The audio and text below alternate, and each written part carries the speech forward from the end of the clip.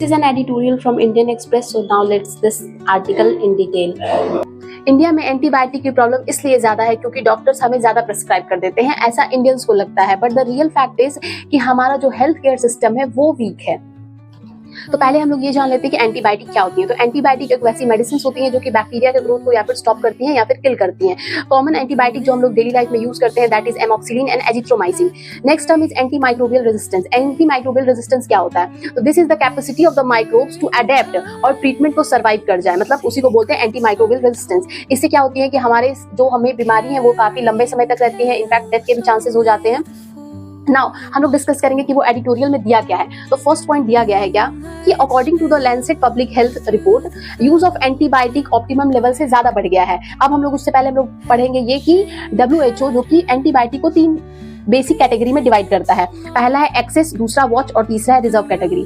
तो access category में वो एंटीबायोटिक्स आती है जो कि कॉमन इन्फेक्शंस के लिए दी जाती हैं। नेक्स्ट इज वॉच कैटेगरी में वो एंटीबायोटिक्स आती हैं जो कि स्ट्रॉन्ग एंटीबायोटिक होती हैं, और रिजर्व कैटेगरी में वो एंटीबायोटिक्स आती हैं जो कि ज्यादा पावरफुल होती हैं और लास्टली ये पेशेंट को दी जाती है लास्ट ऑप्शन के तौर पर। इंडिया में ये देखा गया है कि जो वॉच कैटेगरी की मेडिसिन होती हैं एंटीबायोटिक वो पेशेंट को ज्यादा दी जा रही है और एक्सेस एंटीबायोटिक की जो डोज है वो कम कर दी गई है। क्यों? इसके क्या रीजन हो सकते हैं?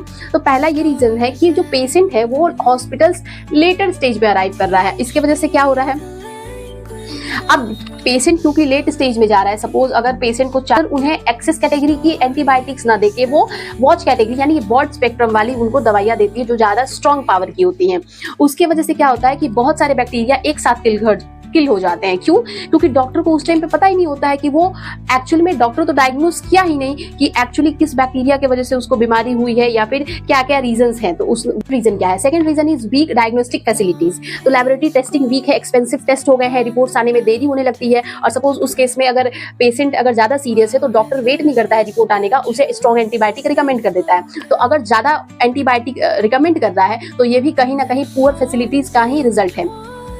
Now the third reason is infection control in hospital is also very weak. कभी कभी ऐसा होता है ना कि हम लोग हॉस्पिटल जाते हैं कोई और बीमारी का इलाज कराने के लिए, वो बीमारी ठीक हो जाती है बट हम लोग हॉस्पिटल से नए जर्म्स नए बैक्टीरियाज लेके आ जाते हैं। क्यों? क्योंकि वहाँ पे क्लीननेस नहीं होती है, हैंड हाइजीन नहीं होता है, sterilization, trained infection control staff ये सब नहीं होते हैं जो कि इन्फेक्शंस को रिड्यूस कर सकते हैं। इसके वजह से भी हमें कई बीमारियां होने के चांसेस बढ़ जाते हैं हॉस्पिटल्स में भी। इस एडिटोरियल में कायाकल्प की जिक्र है। तो कायाकल्प क्या होता है? तो Kayakalp is an initiative of the central government focusing on the health upkeep, यानी कि हॉस्पिटल्स की रख रखाई, साफ सफाई और वेस्ट मैनेजमेंट से रिलेटेड ये एक इनिशिएटिव है, सेंट्रल गवर्नमेंट की द्वारा स्टार्ट की गई है।